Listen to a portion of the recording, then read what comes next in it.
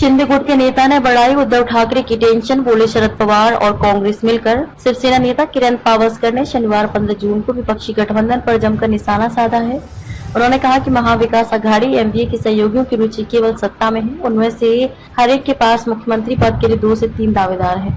MVA नेताओं द्वारा आयोजित प्रेस कॉन्फ्रेंस पर पलटवार करते हुए पावस्कर ने मुस्लिम वोटों का संदर्भ देते हुए लोकसभा चुनाव में उनकी सफलता का श्रेय एम फैक्टर को दिया। उन्होंने कहा कि एमवीए के सहयोगी दल शिवसेना, यूबीटी, कांग्रेस और राकांपा एसपी अब इसका श्रेय लेने की होड़ में है।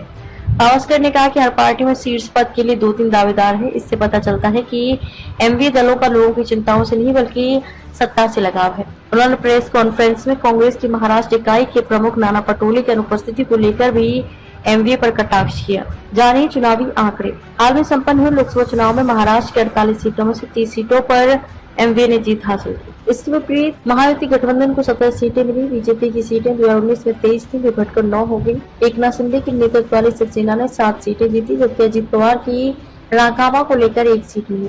पावस्कर ने दावा किया कि कांग्रेस और राकांपा ने मिलकर 22 सीटें जीती हैं।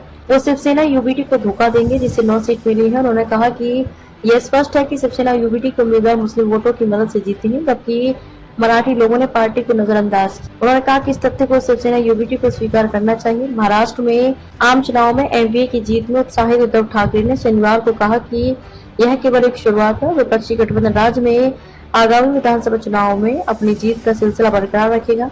बीजेपी ने किया कटाक्ष। जबकि नागपुर में बीजेपी की महाराष्ट्र इकाई के प्रमुख चंद्रशेखर बावनकुले ने कहा कि लोकसभा चुनाव में एमवीए और सत्तारूढ़ गठबंधन के बीच वोटों का अंतर महज 0.3% था। उन्होंने भरोसा जताया कि विधानसभा चुनाव में लोग बीजेपी और उसके सहयोगी दलों को वोट देंगे, क्योंकि वो जानते हैं कि एमवीए को सत्ता देने से नरेंद्र मोदी सरकार द्वारा राज्य में चलाई जा रही कल्याणकारी परियोजनाएं रुक जाएंगी। एमवीए की प्रेस कॉन्फ्रेंस के बारे में उन्होंने कहा कि विपक्षी खेमे में बहुत से नेता मुख्यमंत्री पद के लिए होड़ में है।